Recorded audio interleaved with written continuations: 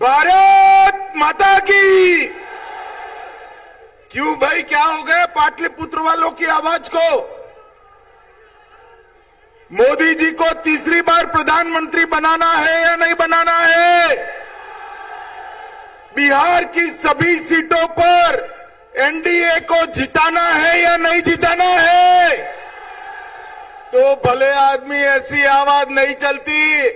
माताएं बहनें बैठी हैं, भाइयों बहनों सभी दोनों हाथ उठाओ, जरा उठाइए दोनों हाथ। 400 पार के संकल्प की मुट्ठी पीछे और प्रचंड आवाज से बोलिए भारत माता की, भारत माता की। पाटलिपुत्र की इस पवित्र भूमि को मैं प्रणाम कर कर मेरी बात की शुरुआत करना चाहता हूं। ये जो भूमि है, ये चंद्रगुप्त और चाणक्य की भूमि है। ये भूमि सहजानंद जी की भूमि है। ये भूमि हमारे वीर नेताओं की भूमि है। मैं बिहार में आया हूं तब बाबू कुंवर सिंह जी, जयप्रकाश नारायण, बाबू जगजीवन राम जी, राजेंद्र बाबू और भारत रत्न कर्पूरी ठाकुर को भी प्रणाम कर कर मेरी बात की शुरुआत करना चाहता हूं। मैं यहां आया हूं तब हमारे भाजपा के वरिष्ठ नेता, सबसे पहले जिलाध्यक्ष श्री कन्हई बाबू को भी याद कर कर मेरी बात की शुरुआत करना चाहता हूं। मित्रों, मैं आज सबसे पहले बिहार की जनता का हृदय से धन्यवाद करना चाहता हूं, क्योंकि हम जब जब आए बिहार की जनता ने हमारी झोली कमल से भर दी है। 2014 में आए, आपने मोदी जी को 31 सीटें दी। 19 में आए 39 दी और 24 में 40 की 40 सीटें मोदी जी की झोली में डालना है। डालोगे क्या? अरे जोर से बोलो, डालोगे क्या? भाई और बहनों, अभी अभी मोदी जी आए थे। 2 लाख करोड़ से ज्यादा विकास की योजनाओं का उद्घाटन और लोकार्पण देश भर में मोदी जी किए। मगर मैं आज मोदी जी को समग्र बिहार की जनता की ओर से एक विशेष बात के लिए धन्यवाद करना चाहता हूं। इतने सालों से कांग्रेस पार्टी एवं लालू प्रसाद यादव सत्ता पर रहे, इन्होंने कर्पूरी ठाकुर जी का सम्मान करने का काम नहीं किया। बिहार के पिछड़ा वर्ग के हितैषी और बिहार के जननायक कर्पूरी ठाकुर को भारत रत्न देने का काम हमारे प्रधानमंत्री नरेंद्र मोदी जी ने किया है। कांग्रेस पार्टी ने हमेशा अपने परिवार का सम्मान किया। लालू जी भी पूरा जीवन पिछड़ों के नाम पर परिवार के लिए जिए।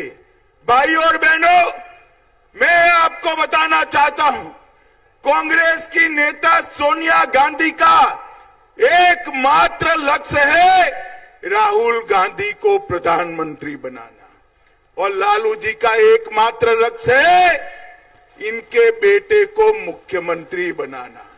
मुझे बताओ, जो आप अपने बेटे बेटियों को प्रधानमंत्री मुख्यमंत्री बनाना चाहते हो, वो तो आपके बेटे बेटियों का भला कर सकते हैं क्या?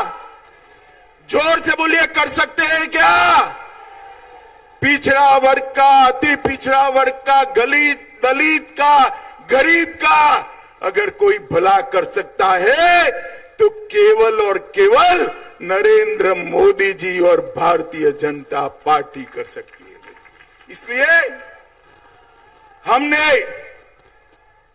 कई प्रकार के काम गरीबों के लिए किया है। मित्रों, नरेंद्र मोदी जी ने 10 साल के अंदर पिछड़ा वर्ग के लिए, अति पिछड़ा वर्ग के लिए ढेर सारे काम किए।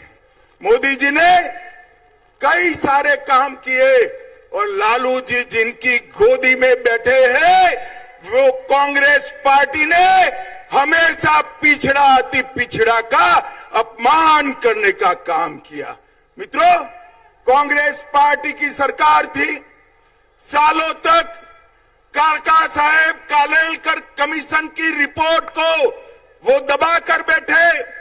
मंडल कमीशन की रिपोर्ट को इंदिरा गांधी ने दबा दिया और जब संसद में पेश हुआ, राजीव गांधी ने 2 घंटा भाषण कर ओबीसी आरक्षण का विरोध किया और भारतीय जनता पार्टी ने इसका समर्थन किया। आज लालू प्रसाद जी वो ही कांग्रेस पार्टी की गोदी में जाकर बैठे हैं जिन्हें हमेशा ओबीसी का विरोध करने का काम किया। भाई और बहनों, पिछड़ा वर्ग आयोग को इतने सालों तक कांग्रेस पार्टी ने संवैधानिक मान्यता नहीं दी। कांग्रेस पार्टी ने केंद्र के इंस्टीट्यूशन में कभी भी पिछड़ा वर्ग को आरक्षण देने का काम नहीं किया। वो काम भी नरेंद्र मोदी की भारतीय जनता पार्टी की सरकार ने किया। भाई और बहनों, ओबीसी उद्यमियों के लिए वेंचर कैपिटल फंड बनाया और ढेर सारे काम किए। मुझे बताओ, जिन्होंने पूरा जीवन पिछड़ा अति पिछड़े का विरोध किया है, वो कांग्रेस पार्टी की गोदी में बैठे हुए लालू प्रसाद जी आपका भला कर सकते हैं क्या? जोर से बोलिए, कर सकते हैं क्या? वो एक ही काम कर सकते हैं, पिछड़ा और अति पिछड़ा की भूमि हथियाने का काम, गरीबों की भूमि हथियाने का काम। मगर मैं आज इस मंच से लालू प्रसाद जी की पार्टी को चेताने आया हूं, बिहार में फिर से डबल इंजन की सरकार बन गई है। भूमाफियाओं को उल्टा लटका कर सीधा करने का काम ये भारतीय जनता पार्टी की सरकार करेगी। हमारी सरकार बनने के बाद हमारी डबल इंजन सरकार एक कमेटी गठन करेगी, जिन्होंने गरीबों की भूमि कब्जाई है, इसके लिए एक कमेटी कठोर कार्यवाही करेगी और जेल की सलाखों के पीछे डालने का काम करेगी। लालू जी, आप कितना भी कर दो, आप इस प्रदेश के, बिहार जैसे प्रदेश के पिछड़ा अति पिछड़ा को बरगला नहीं सकते हो। मित्रों, आपने मोदी जी को 2 टर्म शासन करने का मौका दिया। मोदी जी ने देश के अर्थतंत्र को 5वें नंबर पर पहुंचा है। मोदी जी आपका आशीर्वाद मांग रहे हैं दुनिया की तीसरी बड़ी ताकत बनने के लिए। मोदी जी आपका आशीर्वाद मांग रहे हैं आत्मनिर्भर भारत बनाने के लिए, विकसित भारत बनाने के लिए। और ये लोग आपका वोट मांग रहे हैं, ये लोग आपका वोट मांग रहे हैं अपने कुनबे का भला करने के लिए। मुझे बताओ, एक और देश के 25 करोड़ लोगों को गरीबी की रेखा से बाहर निकालने वाले मोदी जी है। 80 करोड़ लोगों को प्रति व्यक्ति प्रति माह 5 किलो अनाज मुफ्त में देने वाले मोदी जी है। 12 करोड़ गरीबों को घर में शौचालय देने वाले मोदी जी है। 4 करोड़ गरीबों को घर देने वाले प्रधानमंत्री मोदी जी है। 10 करोड़ गरीब माताओं को उज्ज्वला का सिलेंडर देने वाले प्रधानमंत्री नरेंद्र मोदी है। 14 करोड़ गरीबों के घर में नल से जल पहुंचाने वाले प्रधानमंत्री नरेंद्र मोदी है। और अब बिहार के करोड़ों लोगों को, अभी मुझे सम्राट चौधरी बता रहे थे, 1 करोड़ महीना में 1 करोड़ परिवार मतलब 6 करोड़ लोगों को 5 लाख तक का स्वास्थ्य का पूरा खर्चा नरेंद्र मोदी जी ने फ्री ऑफ कॉस्ट कर दिया है, मुफ्त में।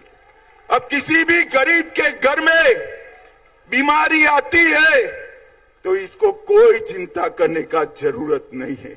भाई और बहनों, एक विश्वकर्मा योजना लाए, लगभग 20 प्रकार के कामकाज करने वाले विश्वकर्मा भाइयों को 5% से रियायती ब्याज पर 1 लाख रुपया, 2 लाख रुपया और 15,000 का किट देने का काम भी भारतीय जनता पार्टी की सरकार करने वाली है। भाई और बहनों, ये आरजेडी और कांग्रेस दोनों घपला घोटाला करने वाली पार्टी है।